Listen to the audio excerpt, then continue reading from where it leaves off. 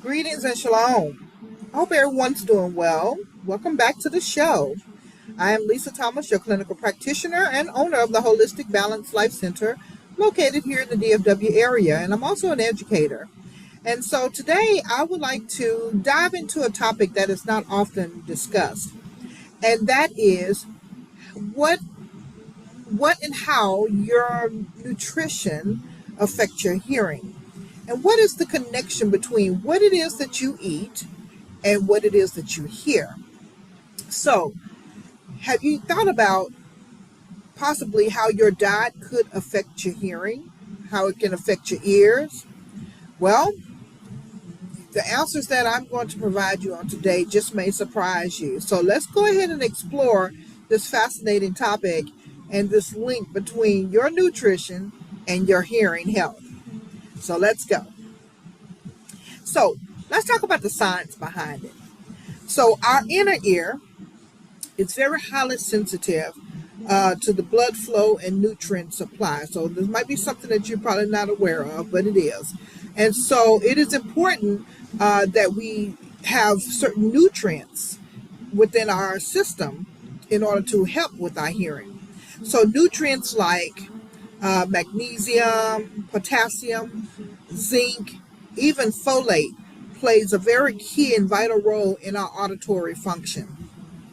And so oxidative stress and inflammation that can potentially come from poor diets is what damages your hair cells that's in the inner ear. And so once those hair cells are damaged, then once they're gone, and they don't grow back. So let's look at the blood flow and the nutrient supply. So the inner ear again relies heavily on a very rich supply of oxygenation blood, okay? And this is necessary for it to function properly. So think about this here with that statement alone. If you have a person that is anemic, then they're not going to receive an abundance of oxygenated blood. Why? Because they're not producing as much red blood cells. So that's something to think about, right?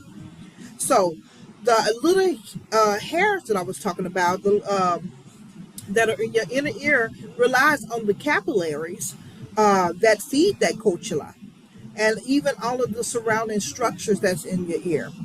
And so if you have a healthy cardiovascular system, then that will ensure that blood flow remains steady. Okay, and with that, it brings all of the required nutrients that the nutrients and the oxygen that your body needs, and then of course your hearing needs. So now look at this here. If the blood flow is restricted, on the other hand, due to poor circulation or high blood pressure or high cholesterol due to a poor diet, or then the nutrient delivery suffers. And so with that being said, then the cells of the inner ear become a little bit more vulnerable, and then they are subject to damage. So what happens when that occurs? Then this can result in symptoms such as tinnitus. So if you ever experience that ringing in your ears, and you're having it more often than you probably should, or a gradual hearing loss, then it could very well be because of your body not having enough nutrients that it needs in order to feed those cells, and which of course not only for your entire body but for your hearing. So I have a fun fact for you. Your ears can never stop working, even while you're sleeping. And you probably know this to be true. Some of you probably think that you're light sleepers, but your ears are actually still functioning even while you're asleep. And so that is something to be noted, that even while you're sleeping, your ears are still functioning. But what you eat while you're awake can then affect how well your hearing is while you are asleep. So, fun fact again, your ears are always working. You've probably heard this term, even for a person that may be in a coma or maybe passing away. They say the hearing is the last thing to go. Yes, 9 times out of 10 it is, because it is always going to be, it's going to be functioning, it's going to perform, but how well is it going to perform is another story. So in fact, studies have shown that people who follow the Mediterranean diet, those diets that are rich with fruits and vegetables and fish and healthy fats, they're significantly less likely to develop hearing loss as they begin to grow older. And so there's even a study that even found that women who followed this diet had a lower, had a let's just say a 30% lower odds of moderate to worse hearing loss compared to those who did not. So your diet really does play a remarkable role in your hearing. So what are some of the key nutrients that you need for auditory function? Well, there are micronutrients that you need because they are critical for maintaining this healthy hearing. And so I'm going to give you a few, so therefore you can see how they support the auditory health. You heard me mention magnesium before. So magnesium acts as a natural calcium blocker. And what it does, it protects the hair cells, the cochlea. It protects that in the inner ear from the loud noises. Now, it doesn't help when you have people that like to listen to loud noises in the ear or be in spaces where things are loud. That doesn't help you. So loud concerts or prolonged loud noise, riding in the car with loud noise, you can have as much magnesium as you want. But if you are damaging your ears with the loud sounds, then it's being counterproductive, right? So, but if you are actively taking care of your body, and you're getting the right substances in your body, then it just may help protect you, or at least give you a bit of a cushion from that loud noise, or and not be as bad. And then it also will give you some protection from free radical damage. And so magnesium also helps to maintain that normal nerve function, which is very much involved in your hearing. The next one on the list is potassium.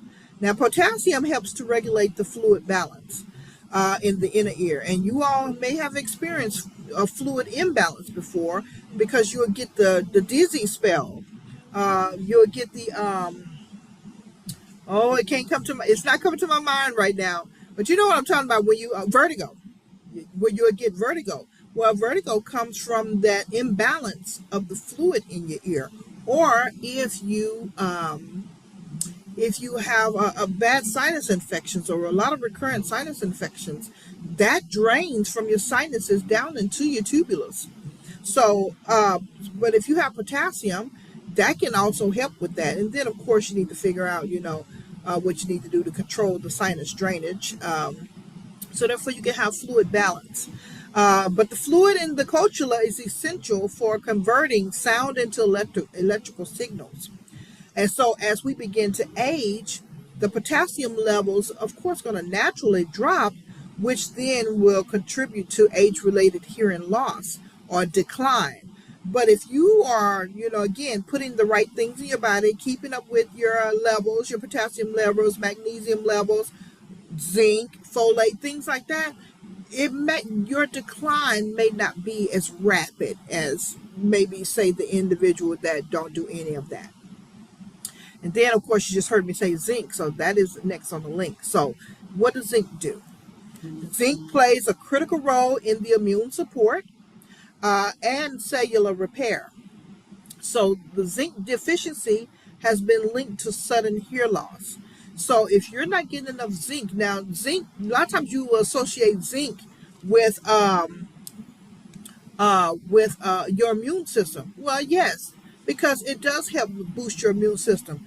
But it has also been found that a zinc deficiency has been linked to sudden hearing loss and reduced cochlear function. And so, if you are getting enough zinc on a continuous basis, again, to maintain your immune system, it also can help protect the ear from oxidative stress. Okay. And then we have the folate, which is the vitamin B9. Now, this supports the production of red blood cells. Okay. Now, as I make that statement, it could very well be the reason why some people are anemic, because maybe they're not getting enough folate, enough vitamin B9. Okay. So it's one thing to not have enough iron, but to not have enough vitamin Bs per se, like the vitamin B9, then now we are running into an issue with the underproduction of erythropoietin, which is the production of red blood cells. And those red blood cells are very necessary because they're responsible for carrying the oxygen to the inner ear, as well as all over the body.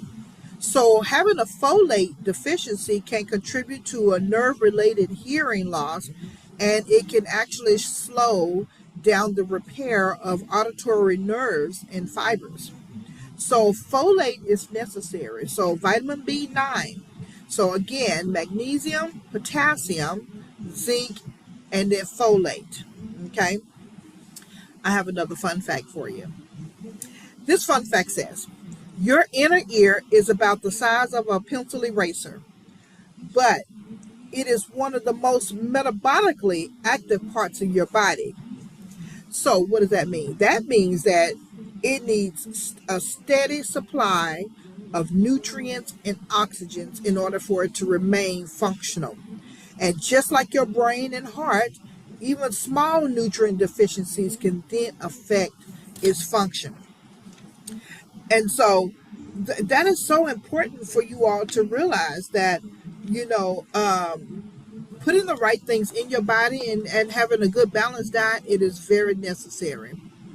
Now, I want to look at oxidative stress and inflammation, okay?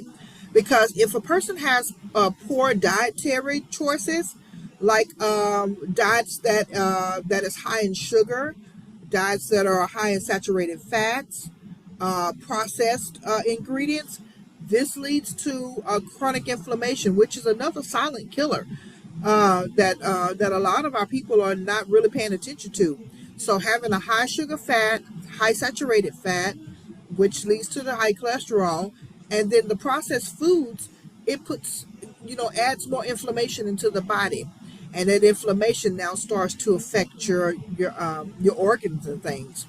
And so chronic inflammation can take place, and then the overproduction of free radicals. Well, free radicals can lead to major diseases like, cancers and stuff like that. So, so we don't want free radicals, just running around. You hear the name free radical. So, a person that is radical, they just doing whatever they want to do, right? Those are those cells that just doing whatever the heck they want to do. You don't want those cells in your body doing that, because that leads to you being really sick. So keep that in mind. So those poor diets can lead to oxidative stress. So when oxidative stress occurs, it affects the ear, of course, and it can damage that fragile hair cells that's in the cochlea. And then again, when these hairs are damaged, they do not regenerate, okay, once they're destroyed. And so once they are destroyed, they don't regenerate. This leads to permanent hearing loss, definitely over time. So this damage can go unnoticed, and then all of a sudden, bam, it's here. It has happened. So you'll want to, really, really pay attention to your diet and have some better, dietary habits. Now, let's look at this high sugar intake, because a lot of people love to have a lot of sugar in their diets. High sugar, high sodiums, again, can lead to hearing loss. So, now this high sugar is considered the hidden culprit. So consuming a diet that is high in refined sugars and simple carbohydrates can have a very negative effect and impact on your ears in so many ways.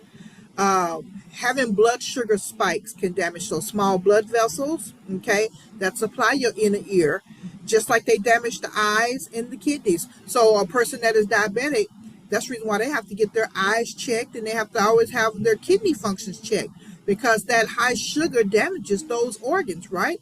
Same thing with your ears. And a lot of times people don't even associate those two, and that's why I'm here today to talk to you about it, right? So chronically high blood sugar can lead to nerve damage, including the delicate nerves in the auditory system. Now, studies have shown that people with diabetes or pre-diabetes are most likely to experience hearing loss compared to those with normal blood sugar levels. So, if you have to have something sweet, here's another fun fact for you. Dark chocolate may give your ears a boost. Yes. But why? Because dark chocolate contains zinc and antioxidants. And those two things support immune health, and it helps to protect delicate ear structures. And the thing is, you may not like dark chocolate, but guess what? It likes your body, and it can do really good things for your body. Just don't overdo it.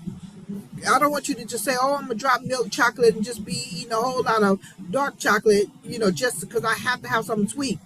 Well, if you really think about it, and I want you to challenge yourself on this. If you eat something sweet, all you need is a couple of pieces of it, 1 or 2 pieces. Why? Because the salivary amylase in your mouth, it's already set to break down the sugars, the carbohydrates, and things like that. So if you really think about it, when you take that bite of that sugar, whatever it is, if you think about it, you no longer taste the sugar after a moment, because it's already those enzymes that's in your mouth has already started to break it down. So that's the reason why you don't need a whole lot of sugar. You just need to just to taste it, just to say that you tasted it, just to satisfy your craving, but don't overdo it, right?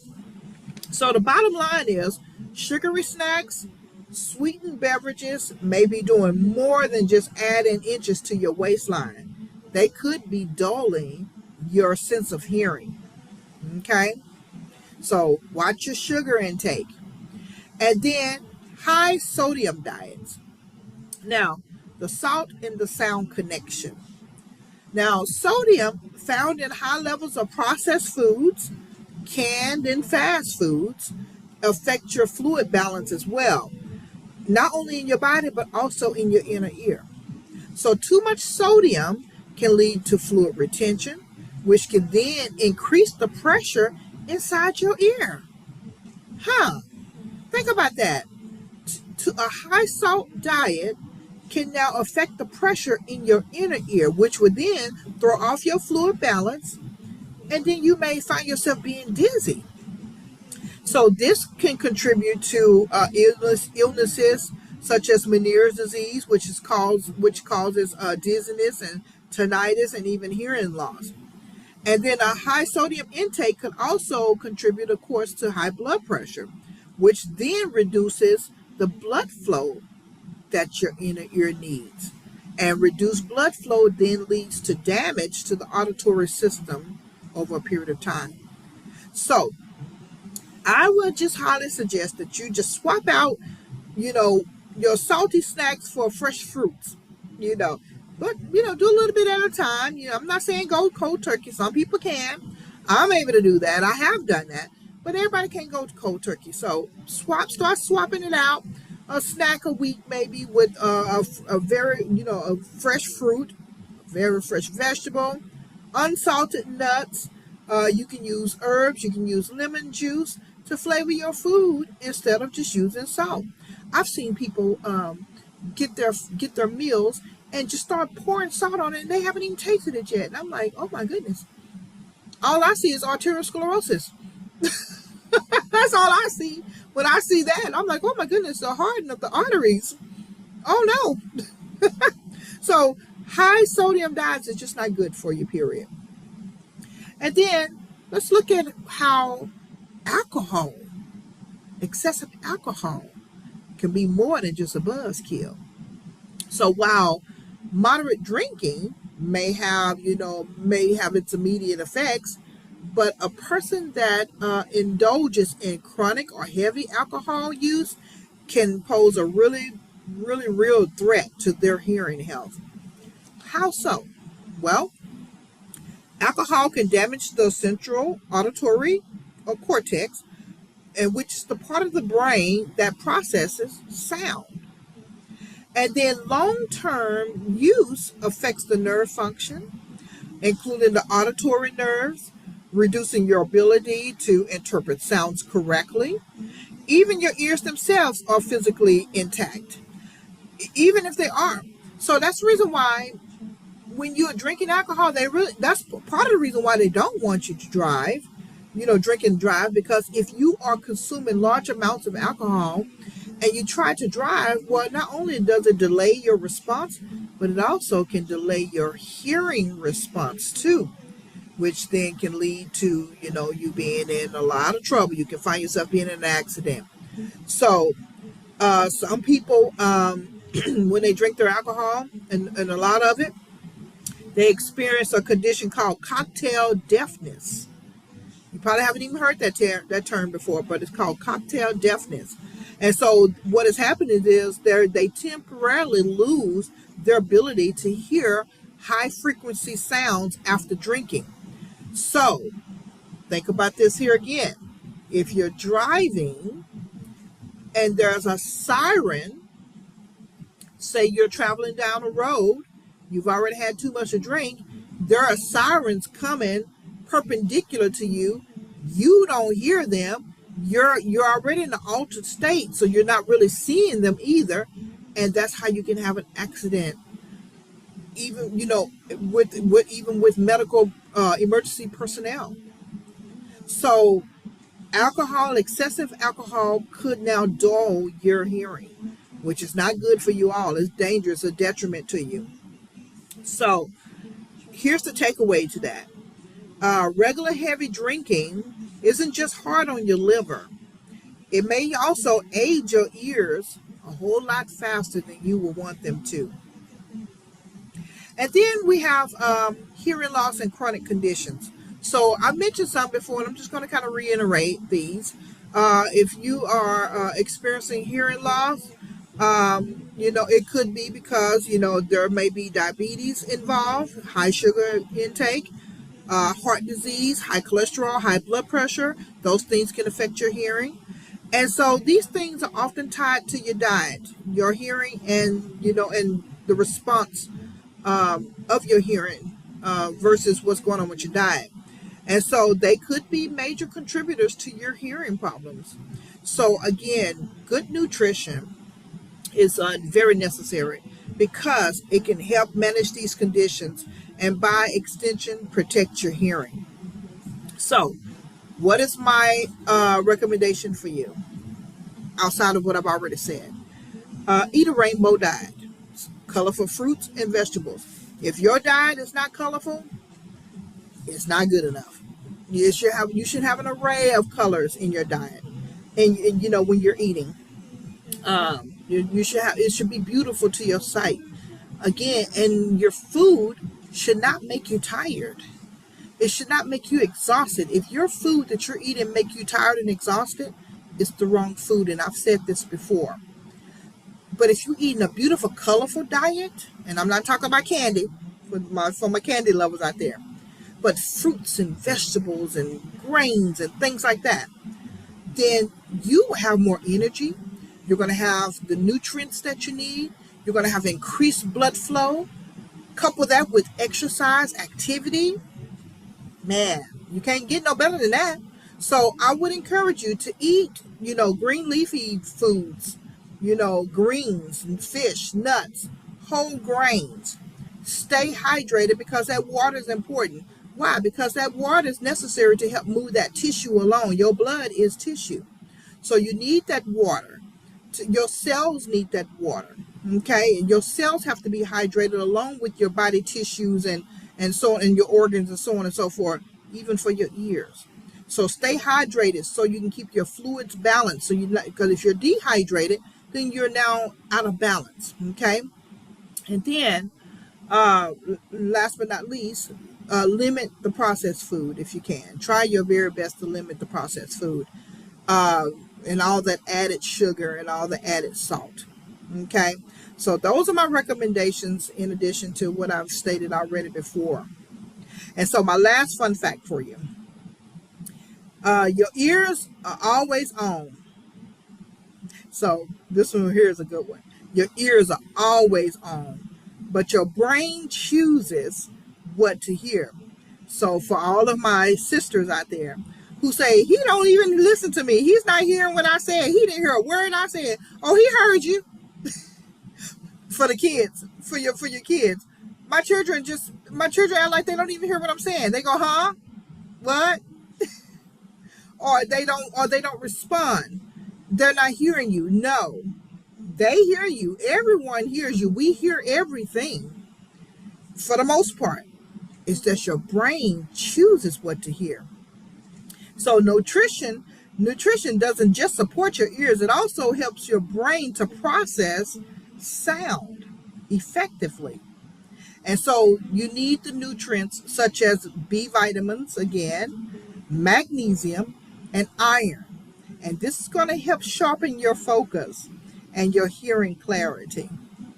So I hope that this was helpful because I thought this was an amazing topic.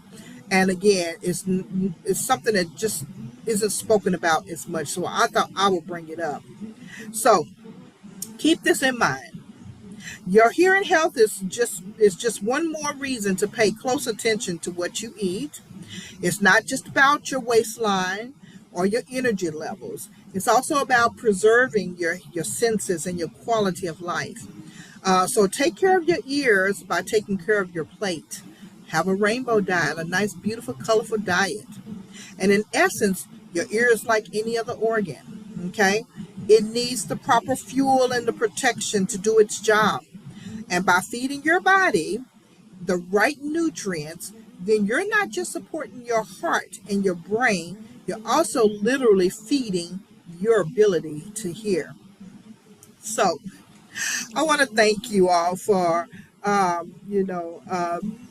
hanging out with me on today as we think about hearing loss. I want you all to keep in mind that this just isn't just something that comes from, you getting older and from loud sounds. But as we have explored today, what we eat can play a bigger role than what you think and what people most realize.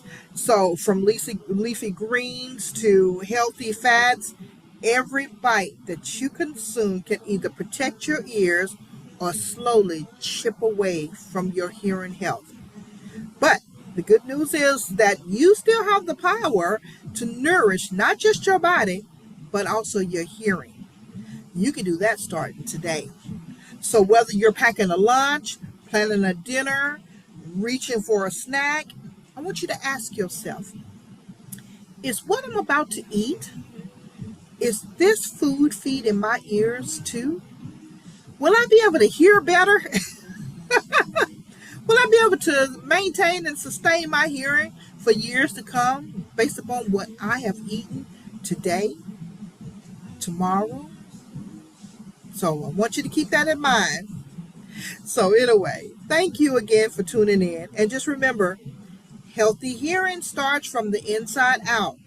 So until next time, stay well, stay informed, and keep listening with a purpose. Thank you again for listening to Health Talk with Lisa. And I look forward to speaking with you again. Take care.